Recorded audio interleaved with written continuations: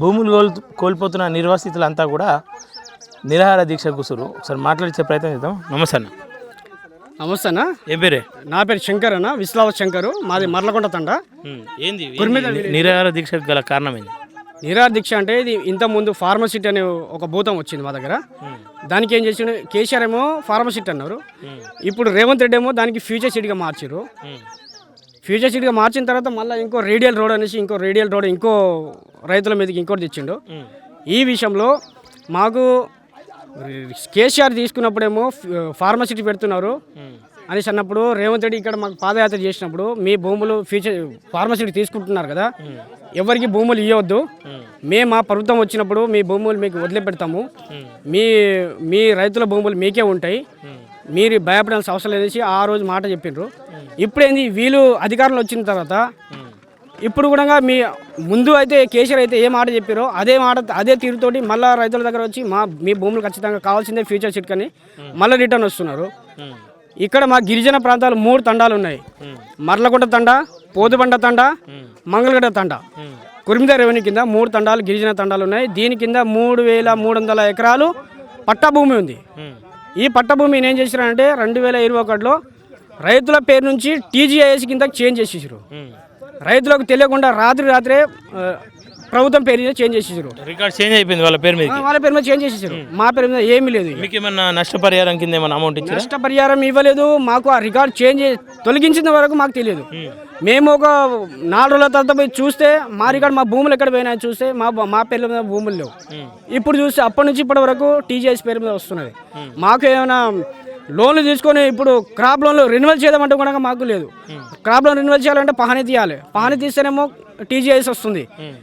ఏదైనా చిన్న పెళ్ళిళ్ళు మా చెల్లెల పెళ్ళిళ్ళు కానీ, అక్కల పెళ్ళిళ్ళు కానీ, తమ్ముల పెళ్ళి కానీ, ఏ పెళ్ళిళ్ళు చేయాలన్నా కూడా వాళ్ళకు ఒక 10 గుంటలు, అది 5 గుంటలు భూమి అమ్మాలంటే కూడా వాళ్ళకి ఏ ఆధారం లేకుండా అయిపోయింది.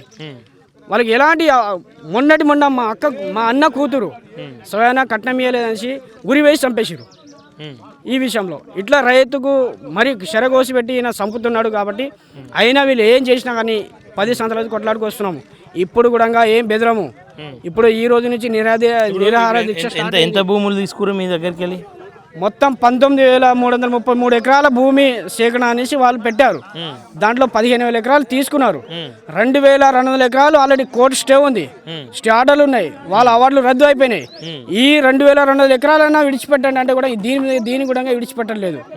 అధికారులు రాకూడదు, స్టే ఆర్డర్లు ఉన్నప్పుడు అధికారులు రాకూడదు, కానీ వాళ్ళు దౌర్జన్యంగా వస్తున్నారు. మళ్ళీ స్టే ఉన్నా కూడా దౌర్జన్యంగా వచ్చి పోలీస్ ఫోర్స్ పెట్టి మీరు ఏం చేసినా కానీ మీ భూములు తీసుకుంటాము. ఓకే, ఇప్పుడు 15,000 ఎకరాలు తీసుకుంది కేసీఆర్ ప్రభుత్వం. ఆ కేసీఆర్ ప్రభుత్వం 7,000 ఎకరాలు తీసుకున్నది. దాని తర్వాత ఈయన రేవుడు తెలిసిన వల్ల ఇంకో 7,000 ఎకరాలు తీసుకున్నారు. మొత్తం 15,000 ఎకరాలు తీసుకున్నారు. మిగతా 2,200 ఎకరాలు స్టేలో ఉంది, స్టే ఆర్డర్లు ఉన్నాయి. దానికి ఎలాంటి భూములు తీసుకోకూడదు అనేసి, తీసుకున్న భూములు కూడా పని చేయకూడదు అనేసి స్టే ఆర్డర్లు ఉన్నాయి. లేబర్ ఆర్డర్స్ ఉన్నాయి, మరి లేబర్ స్టే ఉంది. గతంలో మీరు ఒప్పుకోరు కదా తీసుకుంటే, మరి ఎందుకని చెప్పేసి ఇప్పుడు అడ్డుకుంటారు? గతంలో మేము ఒప్పుకోలేదు. ఒప్పుకోకుండా ఏం చేశామంటే, వాళ్ళు ఇచ్చిన గవర్నమెంట్ ల్యాండ్ ఉంది కదా, గవర్నమెంట్ ల్యాండ్ ఉంది కాబట్టి గవర్నమెంట్ ల్యాండ్ కంపల్సరీ వాళ్ళు గవర్నమెంట్ కంపల్సరీ తీసుకుంటుంది. మీరు ఇచ్చినా ఇవ్వకున్నా కానీ, మీరు కన్సెషన్ తీసుకోకుండా కానీ గవర్నమెంట్ కంపల్సరీ తీసుకుంటుంది.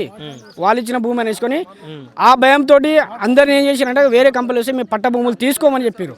ఇప్పుడేం చేస్తున్నారు, పట్ట భూములు తీసుకుంటున్నారు.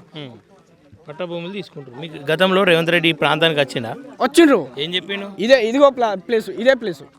ఇక్కడ నుంచే రేవంత్ రెడ్డి వచ్చారు, సీతక్క వచ్చింది, బట్టి విక్రమార్క వచ్చారు, కోమటిరెడ్డి వెంకరెడ్డి వచ్చారు. ఇక్కడ మా ఎమ్మెల్యే ఉన్నారు ఇప్పుడు, మల్రెడ్డి రంగారెడ్డి వచ్చారు, మళ్ళీ ముదిరెడ్డి కోదండరెడ్డి వచ్చారు,